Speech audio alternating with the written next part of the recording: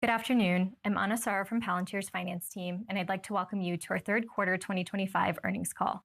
We'll be discussing the results announced in our press release issued after the market close and posted on our investor relations website. During the call, we will make statements regarding our business that may be considered forward-looking within applicable securities laws, including statements regarding our fourth quarter and fiscal 2025 results, management's expectations for our future financial and operational performance, and other statements regarding our plans, prospects, and expectations. These statements are not promises or guarantees and are subject to risks and uncertainties, which could cause them to differ materially from actual results. Information concerning those risks is available in our earnings press release distributed after the market closed today and in our SEC filings. We undertake no obligation to update forward-looking statements except as required by law. Further, during the course of today's call, we will refer to certain adjusted financial measures. These non-GAAP financial measures should be considered in addition to, not as a substitute for or in isolation from, GAAP measures. Additional information about these non-GAAP measures, including reconciliation of non-GAAP to comparable GAAP measures, is included in our press release and investor presentation provided today. Our press release, investor presentation, and other earnings materials are available on our investor relations website at investors.palantir.com. Over the course of the call, we will refer to various growth rates when discussing our business. These rates reflect year-over-year comparisons unless otherwise stated. Joining me on today's call are Alex Karp, Chief Executive Officer, Shyam Sankar, Chief Technology Officer, Dave Glazer, Chief Financial Officer, and Ryan Taylor, Chief Revenue Officer and Chief Legal Officer. I'll now turn it over to Ryan to start the call. We had a monumental third quarter, shattering expectations yet again. Our overall revenue grew 63% year over year and 18% sequentially. We outperformed across the board, driven by strong execution in the U.S., which accounted for 3/4 of our business in Q3, growing 77% year over year and 20% sequentially. Our Rule of 40 score soared to an unprecedented 114, up 46 points year over year and a full 20 points since last quarter alone, reinforcing our position as the defining enterprise software company of our generation. Our U.S. commercial business grew an incredible 121% year over year and 29% sequentially, driven both by insatiable demand and the quantified exceptionalism compelling customers to scale AIP across their operations. Organizations are embracing an undeniable truth. Real enterprise AI at scale requires Palantir. We're seeing that AIP, again and again, is the only platform delivering transformational impact in this market. And critically, AIP is the only AI platform that has an actual plan for compounding your enterprise's AI leverage, not just the model maker's leverage over you. Sharing this leverage with our customers is our highest priority. Our whole company is singularly focused around value creation for our customers, and I'm proud to share with you all the fruits of our labor.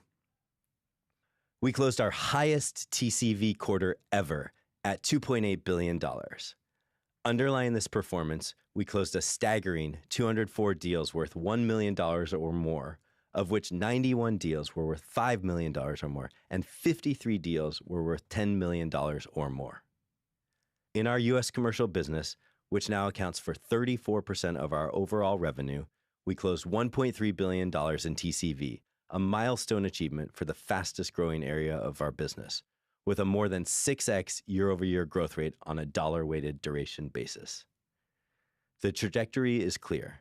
Customers are converting to larger enterprise agreements in short timeframes, reflecting both the expanding scope of their AI ambitions and the immediate impact our software delivers. A leading medical device manufacturer signed a multi-year expansion just 5 months after their initial contract, increasing ACV more than 8-fold. 2 weeks into their initial contract, the conversation evolved from a single use case to pursuing the opportunity of becoming an AI-first enterprise. Their CEO approached me to embrace a shared vision for an enterprise-wide AIP deployment to transform their entire organization. This transformation reflects a broader pattern we're seeing across our customer base. AI is a strategic imperative owned at the C-suite level, with executive leadership recognizing that enterprise-wide AI adoption is the defining factor separating the AI haves and the AI have-nots. We're seeing C-suite-driven AI transformations across our customers. At a leading insurance company, the CEO has taken personal ownership of their AI transformation, meeting with our team regularly to orchestrate a company-wide transformation around AIP, reimagining every function from underwriting to claims processing, leading to a significant expansion of our work together. Our partnership with TWG Global, named Vergence.ai, continues to gain momentum, as TWG's Thomas Toll noted, quote, "What was once a competitive advantage is now a competitive necessity. Companies that fail to incorporate AI into their core operations will be outpaced by those that do." These examples underscore what we are seeing. We are the only platform bringing true transformational impact to the enterprise AI market. Turning to our U.S. government business, revenue grew 52% year over year and 14% sequentially as we continue to deliver mission-critical capabilities. We remain deeply committed to our founding mission of supporting the U.S. government, honored by the privilege of equipping our nation with transformative software that actually works. We remain focused on delivering the most advanced defense capabilities in the world to the U.S. government and internationally to our allied partners around the world. The momentum we're carrying into Q4 is extraordinary. As we look towards the end of the year, our mission is clear. Deliver the production capabilities that turn AI from promise into performance for the enterprises defining the future of their industries through AIP's compounding AI leverage. I'll now turn it over to Shyam. Thanks, Ryan. 20 years of grinding has built a unique moat and a growing lead. Our products were built for this moment, and the numbers continue to show it. Realizing value from AI in the enterprise requires the elegant integration of LLMs, workflow, and software. And this is only possible with ontology. Our foundational investments in ontology and infrastructure have positioned us to uniquely deliver on AI demand now and in the world ahead. The most significant product developments are the accelerating progress in our AI applications inside of AIP. AI FDE, our AIP native development agent that understands how to connect to data sources, how to integrate and transform data, how to create ontologies and functions and build applications. It's unleashing incredible speed and productivity for our FDEs and customer developers alike. At one customer, 2 human FDEs spawned an army of AI FDEs to migrate a customer off their legacy data warehouse in 5 days, something that would have taken an army of SIs up to 2 years. This is not a prototype, this is production. Across our customers, the results are shocking. AI HiveMind is a new AIP capability that orchestrates a swarm of dynamically generated agents to tackle hard problem solving, idea generation and refinement, and executable proposal generation that is integrated with ontology and therefore aware of the context of your enterprise. AI HiveMind was originally developed to solve extremely complex problems in the classified space, but it's already been used to help our commercial customers identify bottlenecks in their supply chain, proactively developing possible solutions, and then leveraging AI FDE to code that up into an actual solution. In the government space, AI HiveMind is able to take its proposals and generate intricate mission plans right in Gaia and Maverick. Our focus with AIP continues to be enterprise autonomy, our normative view of where the value is for AI in the enterprise. HiveMind now lets the AI develop novel solutions to emergent challenges and to identify hidden opportunities. And the rest of AIP enables you to turn those ideas into an implemented reality. Closed-loop evolution of the business with AI possible because of AIP and ontology. We continue to make investments that allow enterprises to extend AIP to the far edge. Edge Ontology is a new lightweight implementation of ontology that runs on mobile devices and enables customers to build mobile applications or embedded software for hardware, things like drones and robots, and is fully integrated with your enterprise's AIP instance. Turning to field-facing updates, the U.S. Army issued an official public memo directing all Army organizations to consolidate and centralize on Vantage, the Army data platform built on Foundry and AIP. The Army views this not merely as a technical decision, but a cultural decision, enabling the data-driven decision-making that continues to make our Army the most lethal in the world. This directive will enable the Army to rapidly sunset legacy systems and enable more investment in the Army's future force, concept, and systems. Warp Speed and the American Tech Fellowship, our early investments to support manufacturing and reindustrialization in America, are bearing fruit. While Warp Speed launched by helping new defense entrants meet their surging production goals, it's now being rapidly adopted across the traditional defense industrial base and the maritime industrial base. The second cohort of the American Tech Fellowship will be wrapping up in the next few weeks. We started the American Tech Fellowship because we noticed that many of our best builders were frontline workers. They don't come from conventional consulting backgrounds. They don't have formal computer science backgrounds. To highlight a few of these folks, Mason, a Louisiana-based civil engineer, is building AI applications for more accurate estimates for heavy construction projects, something that is only going to grow with our reindustrialization. Michael, who works for a potato farm in North Dakota, is streamlining its operations. And Cody from Georgia, who is a utilities expert, is building in Foundry to deliver safe, reliable energy across the South. These Americans are the true face of innovation, underscoring that it will be the American worker with AI that drives reindustrialization and American prosperity. Our customers have taken notice and asked us to create American Tech Fellowship programs for their employees specifically, to include Lear, who highlighted their fellowship in their recent earnings call. With that, I'll turn it over to Dave to take us through the numbers. Thanks, Shyam. We had an outstanding third quarter, achieving a Rule of 40 score of 114, our highest ever, by 20 points. We also generated our highest ever reported revenue growth rate of 63% year over year, exceeding the high end of our prior guidance by 1,300 basis points and representing a 3,300 basis point increase compared to the growth rate in Q3 of last year. On the back of this extraordinary strength, we are guiding to revenue of $1.329 billion in the fourth quarter, representing 13% growth quarter over quarter, our highest ever sequential revenue growth guide, and 61% growth year over year. We're also raising our full year 2025 revenue guidance midpoint to $4.398 billion, representing a 53% year over year growth rate, an 8-point or $252 million increase over our full year 2025 revenue guidance last quarter. In addition, we're raising our full year U.S. commercial revenue guidance to an excess of $1.433 billion, representing a growth rate of at least 104% year over year, a 19-point increase over the guidance we gave just last quarter. Accelerating demand for AIP continues to drive the outperformance in our U.S. business overall, which grew 77% year over year and 20% sequentially in the third quarter. Our U.S. commercial business grew 121% year over year and 29% sequentially, and our U.S. government business grew 52% year over year and 14% sequentially. We delivered these exceptional top-line results while also achieving our highest ever reported adjusted operating margin of 51%, exceeding the high end of our prior guidance by 500 basis points and highlighting the unit economics of our business at scale. Our revenue and profitability drove a 20-point sequential increase to our Rule of 40 score from 94 in the second quarter to 114 in the third quarter. On a trailing 12-month basis, we generated $2 billion in adjusted free cash flow for the first time in the company's history. Turning to our global top-line results, third quarter revenue grew 63% year over year and 18% sequentially to $1.181 billion. Third quarter U.S. revenue grew 77% year over year and 20% sequentially to $883 million.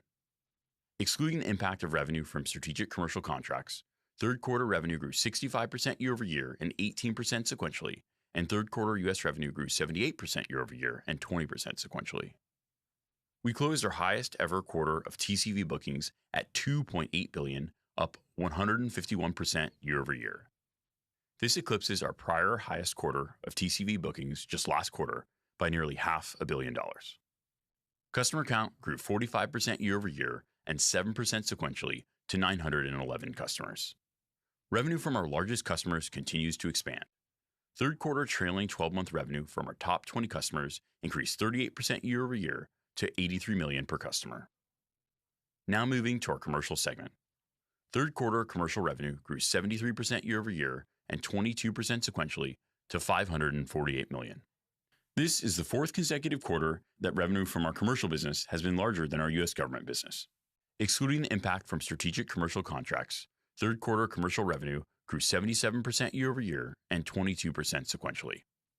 We closed $1.4 billion in commercial TCV bookings, representing 132% growth year over year and 32% sequentially. AIP continues to drive existing customer expansions and new customer conversions in the U.S.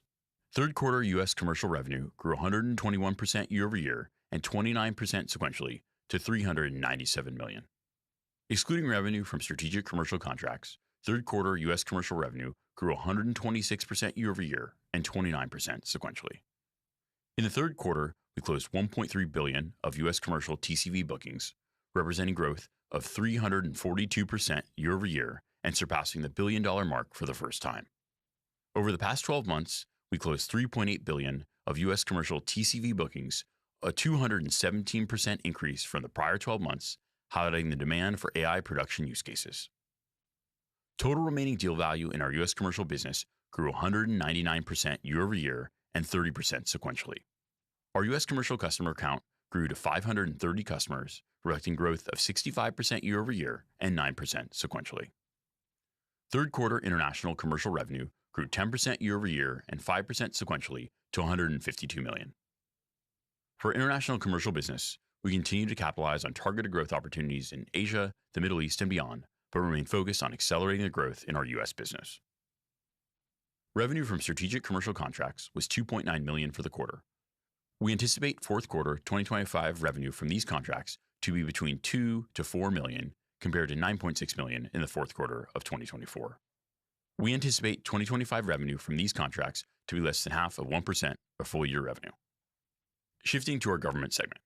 Third quarter government revenue grew 55% year over year and 14% sequentially to $633 million. Third quarter U.S. government revenue grew 52% year over year and 14% sequentially to $486 million. This growth was driven by continued execution in existing programs and new awards, reflecting the growing demand for AI in our government software offerings. Third quarter international government revenue grew 66% year over year and 16% sequentially to $147 million, bolstered primarily by our continued work in the UK. As previously mentioned, we closed our highest ever quarter of TCV bookings at $2.8 billion, up 151% year over year. Net dollar retention was 134%, an increase of 600 basis points from last quarter. The increase was driven both by expansions at existing customers and new customers acquired in Q3 of last year, as we see the effect of the AI revolution. As net dollar retention does not include revenue from new customers that were acquired in the past 12 months, it does not yet fully capture the acceleration and velocity in our U.S. business over the past year. We ended the third quarter with $8.6 billion in total remaining deal value, an increase of 91% year over year and 21% sequentially, and $2.6 billion in remaining performance obligations, an increase of 66% year over year and 8% sequentially. As a reminder, RPO is primarily comprised of our commercial business, as it does not take into account contracts with an initial term of less than 12 months and contractual obligations that fall beyond termination for convenience clauses, both of which are common in most of our government business. Turning to margin and expense. Adjusted gross margin, which excludes stock-based compensation expense, was 84% for the quarter. Adjusted income from operations, which excludes stock-based compensation expense and related employer payroll taxes, was $601 million, representing adjusted operating margin of 51%. Q3 adjusted expense was $581 million, up 8% sequentially and 29% year over year, primarily driven by our continued investment in AIP and technical hiring. We continue to expect expenses to increase in the fourth quarter as we remain committed to investing in the product pipeline and the most elite technical talent, all while delivering on our goals of sustained GAAP profitability. Third quarter GAAP operating income was $393 million, representing a 33% margin. Third quarter GAAP net income was $476 million, representing a 40% margin.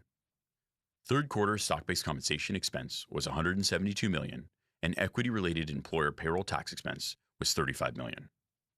Third quarter GAAP earnings per share was 18 cents. Third quarter adjusted earnings per share was 21 cents. Additionally, our combined revenue growth and adjusted operating margin accelerated to 114% in the third quarter, a 20-point increase to our Rule of 40 score from the prior quarter and our ninth consecutive quarter of an expanding Rule of 40 score. With the increase in our 2025 revenue and adjusted operating income guidance, we are now guiding to a Rule of 40 score of 102% for the full year. Turning to our cash flow.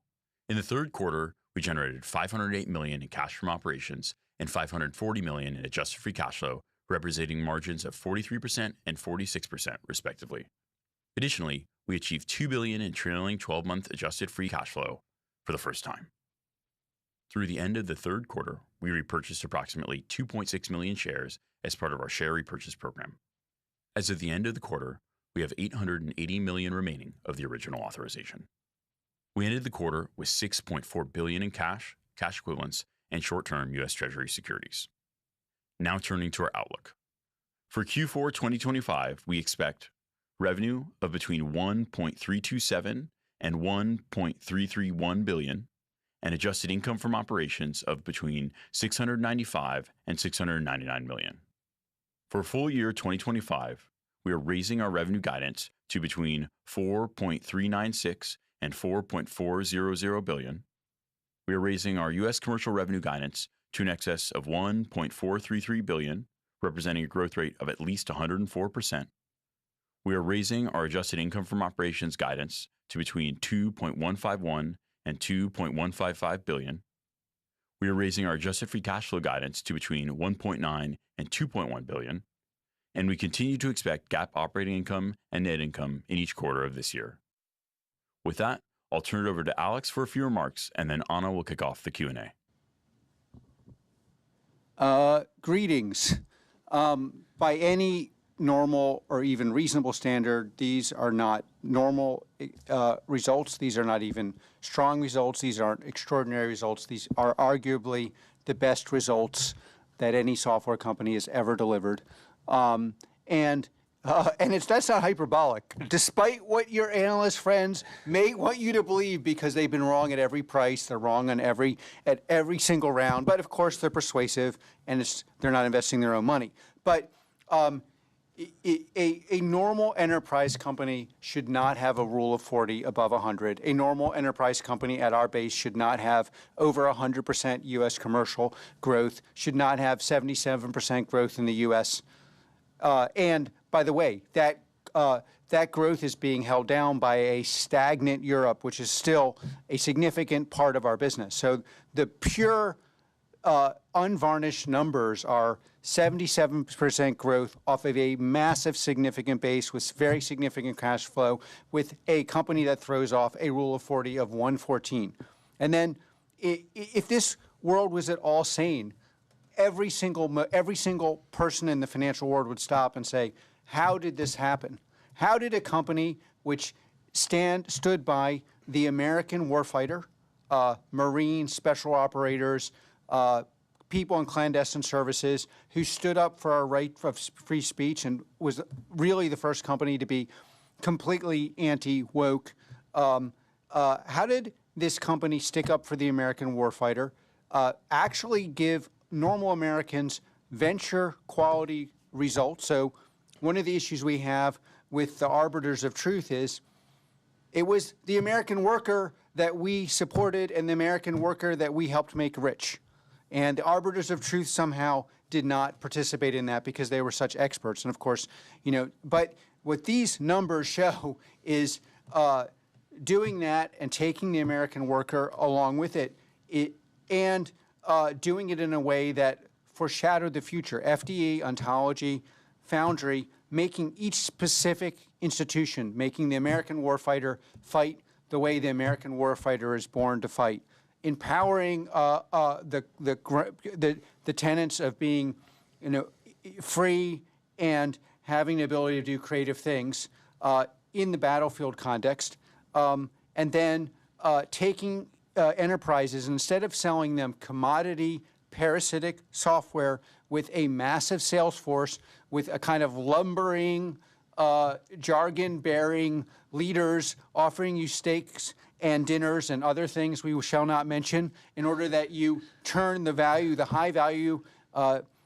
revenue of your enterprise over to them in return for these accolades. We created direct alignment with our customers. And what does that mean? It means when our customers have a unique and tribal way of doing something, whether it's underwriting or fighting or making workers even more valuable, we put an FDE, we orchestrate an ontology, we take the tribal understanding of their business, the specific nature of their business that makes them particular and valuable and lethal, and we empower that.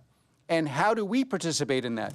Unlike seemingly in the most obvious way, we are downstream from the value creation. So when you see 141 or you see 77% or 63, and you ask, and by the way, with really a workforce that is not growing in any way linearly proportional to that growth, and also with a sales force which is declining, which seems improbable, the reason why that's working is because we are making our clients more money, or we're making them more dominant on the battlefield, and they're paying us a subset of that. And this is why these numbers are so extraordinary. The sociological and political version of this should be, wait a minute, how can we learn from this? How can we implement institutions? By the way, we have all these people talking about an AI bubble. I'll tell you what 114 proves. There is a massive part of the AI market that actually cares about value creation, and that's the part we own. And we own that part because to do this, you have to have FD orchestration, you have to have ontology, and you have to have foundry, and you have to have access to the game. And you have to have deep understanding of how to do that. And you have to have done this for a very, very long time with products. By the way, and then the products are getting better and better and better and better. And I'll let Shyam talk about what we're doing on the battlefield to the extent that he can, but you see the very similar trajectory where we're giving America, both in industry and in government, a massive unfair advantage. And again, you see it, like if you look at our numbers, look at how poorly Europe is doing. Look how well America's doing. Look how we're doing this. And again, it's not just top line. The rule of 114 that we have shows top line and bottom line growth that is distinctive, massive, and unique. And on top of everything else, there is this issue in the U.S. that we're all focused on at Palantir, which is what portion of the GDP growth that we're blessed to have in this country, meaning GDP growth defined or helped out and bolstered by AI, what percentage of that is available to the American worker? And so when we're AI GDP availability for the American worker, meaning do they participate in this growth, or is it just people around this table who are getting richer and richer? And then you see our platform on the battlefield, as Shyam was mentioning, the people doing the coding in AIP are vocationally trained, smart Americans with specific knowledge. They don't have, and actually, and the people on the factory floor, very same thing. People across the nation, truck drivers, anybody with specific domain expertise is more powerful, more valuable in our product than they were yesterday. In fact, the real misalignment of AI is with people with commodity, like high-trained, elite institution, general specialist. That's just not as valuable as it was. And yes, the destructive, positive destruction of capitalism is going to put that class of people, typically the class of people that also is kind of skeptical of Palantir, under enormous pressure. But it is what I see in these numbers, and what I think we see in these numbers is, to put it slightly over the top. Well, yeah, we were right, you were wrong, and we are going to go very, very deep on our rightness because it is exceedingly good for America. It's exceedingly good for the American economy. It's as good for American workers. And you know what? I really enjoy turning on TV and seeing some analysts explain why some other company is better than ours simply because they didn't make any money on our company and probably aren't. And we're just going to keep going and going and going. And then we're obviously not going to forecast for next year, but I would say if you're thinking about how this company is going to go, look at our ability to value create, look at our ability to create revenue on the top end, look at the unit economics of our business. If you're a technical expert in how do you evaluate business, evaluate those numbers against any other business you've ever seen, and then make your decision. But yeah, I'm wildly enthusiastic. I think we're wildly enthusiastic. And thank you for those of you who've stayed with us to enjoy these numbers, especially Palantirians who work day and night to deliver these kind of numbers. Thank you, Alex. We'll now turn to questions from our shareholders before opening up the call. We received a few questions asking, what do you see as Palantir's unique differentiator that others may not understand? Well, Alex mentioned a bit of this here. It's become fashionable, actually, for lots of companies to start hiring FDEs. The Financial Times had an article about how it's the most popular new job title. But what you see is that they don't really understand it. It's just mimetic. And everything Alex just said, we build software that works, not software that ought to work. We build software for the world as it exists, not a world that never was. And this ability to find what's true, That comes from the FDE. Our measure of success is not did we sell the software, it's did we solve the problem. And we have built an entire software stack over 2 decades downstream of creating value for our customers. That led to the ontology a decade ago, more than a decade ago, which is a fundamental prerequisite to getting value out of LLMs in the enterprise. And this past year, it led to AI Hivemind and AI FDE. The other thing, which is implicit in that, is the way we work forces us to go up the chain of complexity every day. So we're taking on the most painful, most integral, most valuable parts of the stack in every enterprise. And it's precisely because that's the way we actually lever our ability to deploy and orchestrate FDEs. That's the way we make our product stronger. And quite frankly, that's the way we produce these numbers, because the closer you are to the front line of the very complex problem that a black box was not meant to solve, cannot solve, and at this point everyone knows a joke to believe it could solve, that's where you and by the way, it's the safest position for us, because this company, we will always believe that we are outsiders. We need to be in the place where the most valuable problem is being solved, because that's the way we end up solving the problem tomorrow, and the way we get paid. Thank you both. Our next question is from Dan with Wedbush. Dan, please turn on your camera, and then you'll receive a prompt to unmute your line. Which one? And then with the actually. Mr. Dan Ives, we don't see you. Hello. Oh, there you are. Yeah, great. Look, obviously another monster quarter for you guys. Congrats. So my question for you is, for Alex and the team, can you just walk through just the accelerated sales cycles that you're seeing from so many companies that have gone to the boot camps? What surprised you from when they come to you at that first sort of, contact to now actually launching deals? I mean, maybe you could talk about that just in terms of everything you're seeing anecdotally. Great. Thanks, Dan. So I think, we look at U.S. commercial. We closed $1.3 billion in TCV.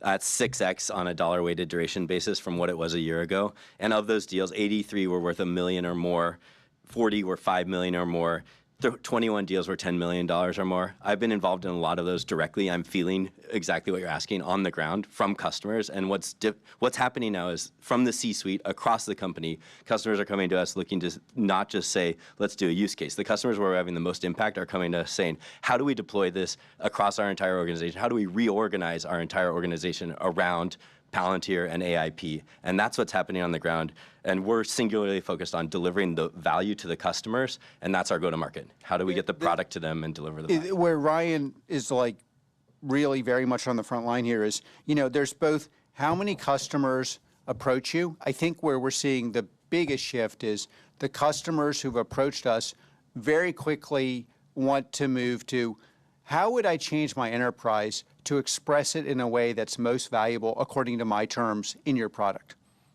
And then literally want to reorg. A shorthand version that we often use is, you used to have to take your company private to change the unit economics of it. Basically, just like we're providing venture results, high-end venture results to normal investors in the last couple of years, what we're doing actually in enterprises is providing a private equity-like transformation in the public markets, in the public space, under the current leadership.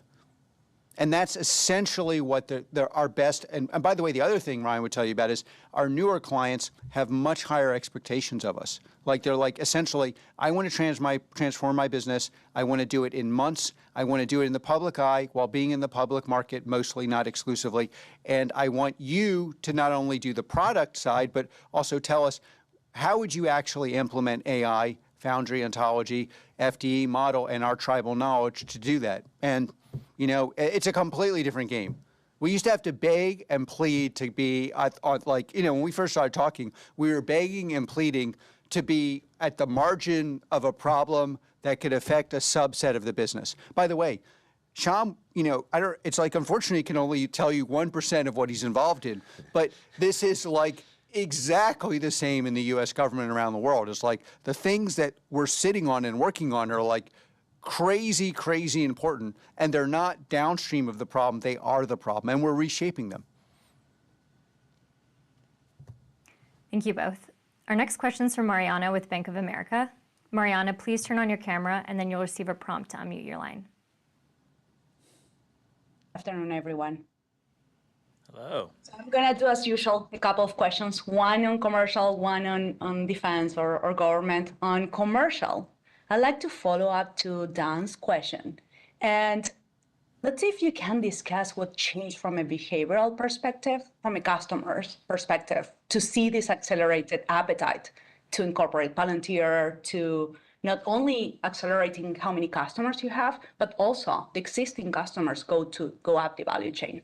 And what changed internally as well? We recently saw in a visit these like AI agents or AI FTEs. Like, how are you incorporating tech internally to be able to accelerate and catch up with that demand?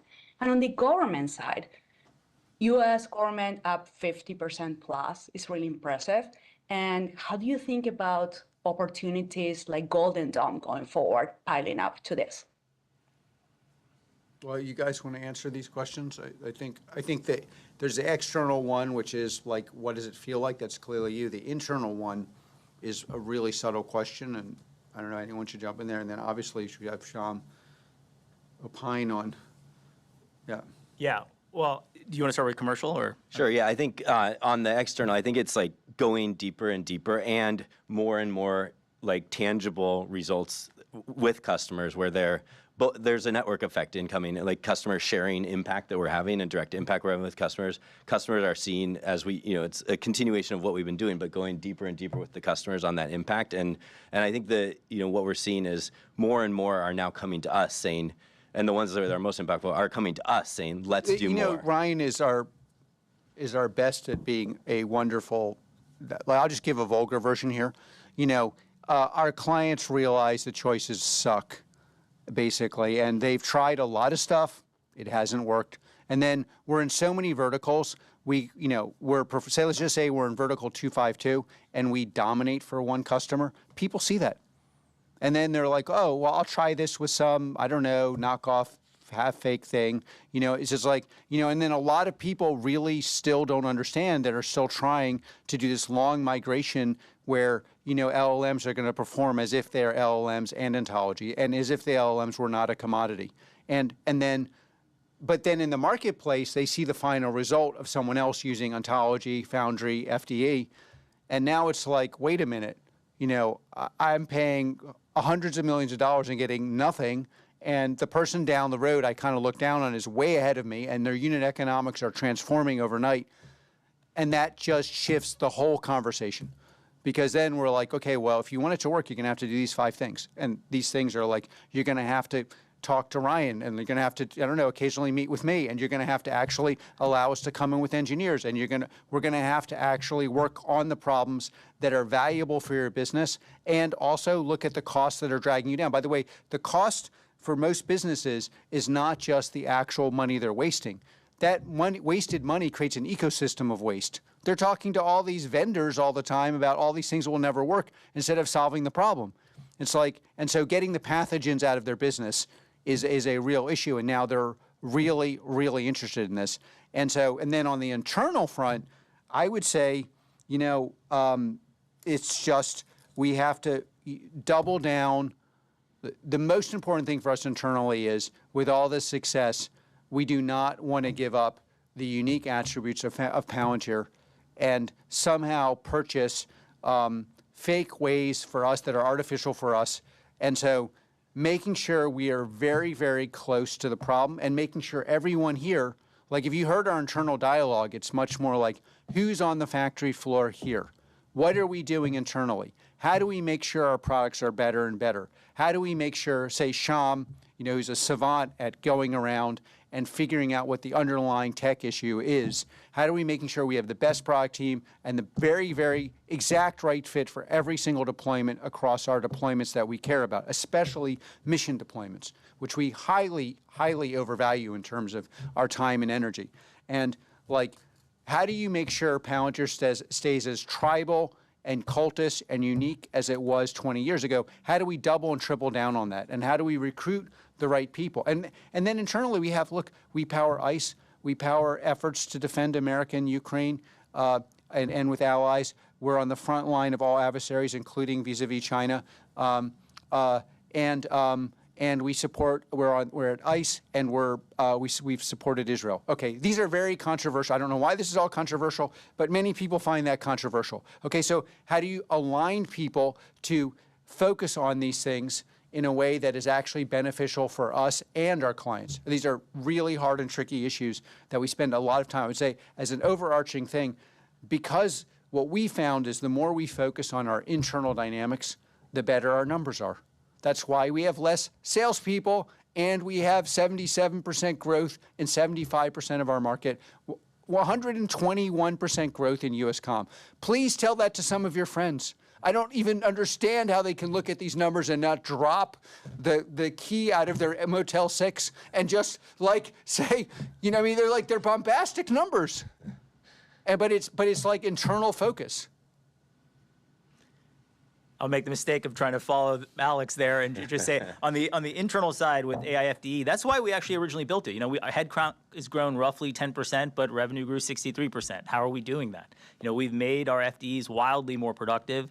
And I mean, so much so that we decided to give it to our customers, and we've started to make our customers more productive. When you have a note like the Army Vantage note, where the Army's consolidating into the Army data platform, you now have an army, literal army of green suiters who need to become proficient developers in the software. And you have a generation of green suiters whose first interaction with the software is going to be with AIFDE. They're going to be superheroes on day one.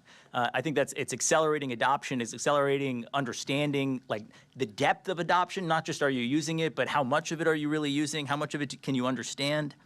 And then quickly on your comment on the U.S. government business, like, yeah, the number of opportunities out there are great. I can't comment on all the opportunities you mentioned there, but whether it's NGC2, the continued growth of Maven, I mean, we have, of course, America's involved with 3 conflicts right now in the world, from Europe, the Middle East, and in our own hemisphere right now.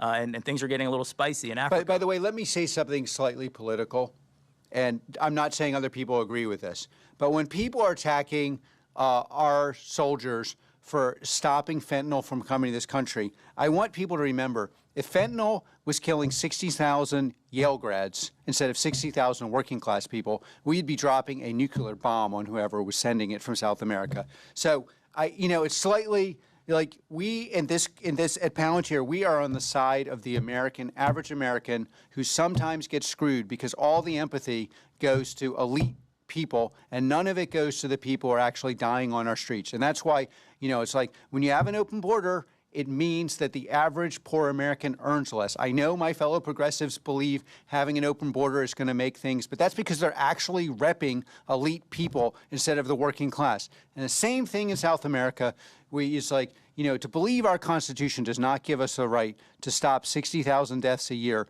of working class men and women is insane.